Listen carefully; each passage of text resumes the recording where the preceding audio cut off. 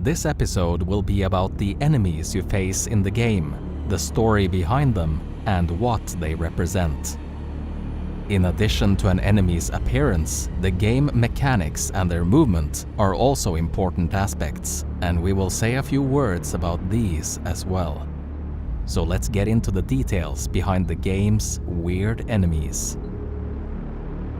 Enemies are one of the most important parts of a survival horror game, so the developers tried to come up with creatures that were as special and deadly as possible. In addition to this, they must also fit into the story, represent something important, and they need to have a suitable background. One of the most expressive enemies in the game is the strangely moving, teleporting woman with a keyboard in her hand. This enemy symbolizes the father's fear of his wife's anger toward him, as well as his madness as he spent years sitting in front of the computer typing on his keyboard. This opponent offered a great opportunity to the developers to try out new gameplay mechanics, so they went for a jerky, teleporting style of movement and a whip-like keyboard.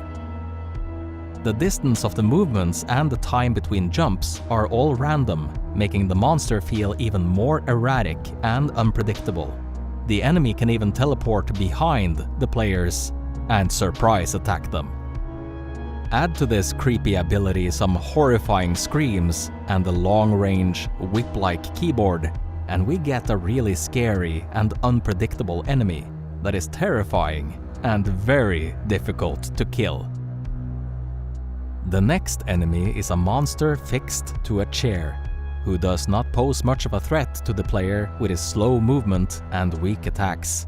If the player feels they are low on ammo or health, it is even possible to avoid this opponent completely. Such tactics will be of great aid when trying to survive the dark and dirty streets of Hidegpusta. Just make sure to remember where you left these monsters, so you don't get jump scared later. The enemy bound to his chair symbolizes the father's helplessness and weakness, as well as the years he spent in his office chair. The father couldn't fight hard enough for his wife at the hospital, which made him feel weak, and he forever blames himself for her death. The developers wanted the enemies to be really dangerous and deadly when encountered in the game's dark and creepy atmosphere, so they chose a faster and more unrealistic form of movement. Most opponents walk or run, but there are also some that attack the player while crouching or sliding on the ground for greater variety. So, with some of the more tricky monsters, it's not enough to just look in front of you, but you also have to keep an eye on the ground. In some cases, the enemy's speed can also change drastically in the blink of an eye.